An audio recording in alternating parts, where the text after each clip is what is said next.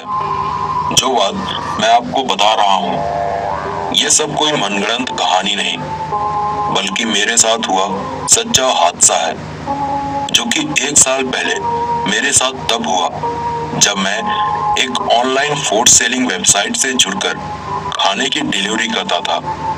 सब कुछ सही चल रहा था, लेकिन फिर एक दिन जब एक कस्टमर ने ऑर्डर किया जिसका डिलीवरी मुझे करना था, तो मैं थोड़ा हिचकिचाया हुआ था, क्योंकि जो एड्रेस उस शख्स ने दिया था वो काफी अजीब था।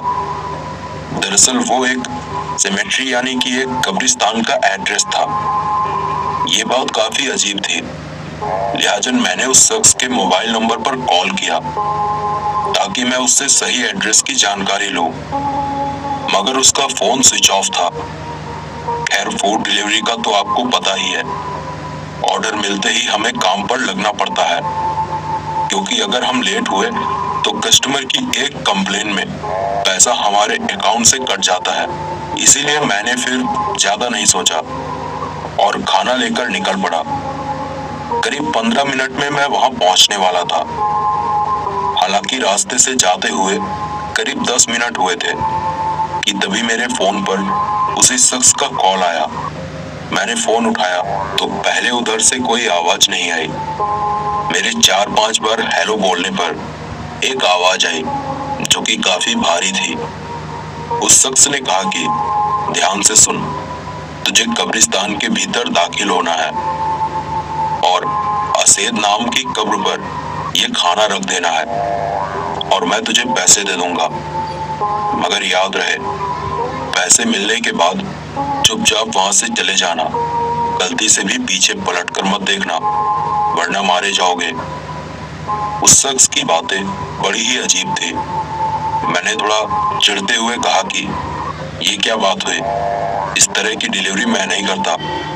आप बाहर रास्ते में खाना ले लें और मेरा पेमेंट कर दें, उसके बाद आपने खाना जहां रखना हो रख दीजिएगा। मगर मैं अभी अपनी बात पूरी भी नहीं कर पाया था कि तभी फोन कट गया। मैंने दोबारा फोन ट्राई किया तो फोन फिर से स्विच ऑफ हो गया। अब मैं एक बड़े असमंजस में था कि जाऊं या फिर यहीं से लौट जाऊं। लेकिन उस शख्स ने अगर मेरी कंप्लेन कर दी तो उसके इतने महंगे खाने की भरपाई मुझे अपने खाते से करनी पड़ेगी।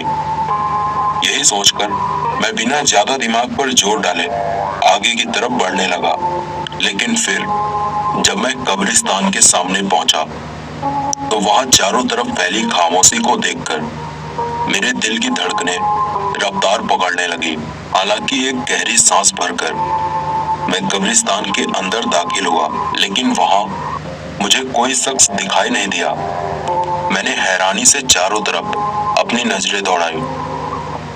कब्रिस्तान में फैली कब्र और कीड़े मकोड़ों की आवाजें और उनके अलावा कोई दिखाई नहीं दे रहा था।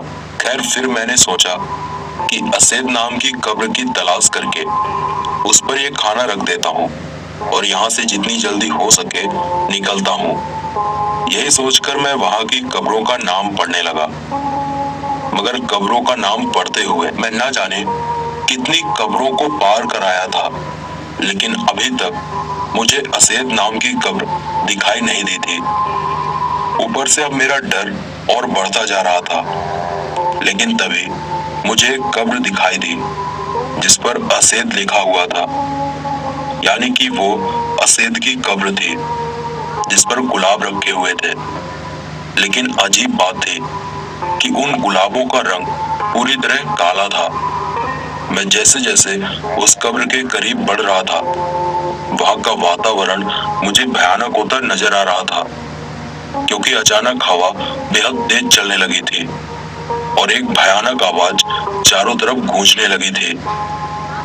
मैंने कांपते हाथों से जैसे ही उस कब्र पर खाने का बॉक्स रखा तो एकाएक उस कब्र से एक खून से लथपथ हाथ बाहर आया, जो कि पलक झपकते ही वो खाना कब्र के अंदर खींच ले गया। वो भयानक मंजर देखकर मेरी आवाज मुंह में ही दब सी गई और मैं भागने को हुआ ही था कि तभी फिर एक बार कब्र से वो खून से सना हुआ हाथ बाहर निकला, जिसके हाथों में खून से सनी नोटें थी, जो कि हाथ हिलाते हुए वो मुझे लेने को बोल रहा था।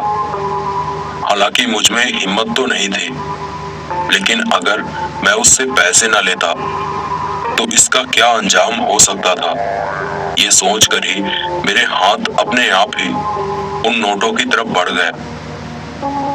नोट जैसे ही मैंने अपने हाथ में ली कि तभी उस कब्र में से एक भयानक आवाज निकली, अब चुपचाप यहाँ से चला जा और भूल कर भी पीछे मत देखना, वरना मारा जाएगा।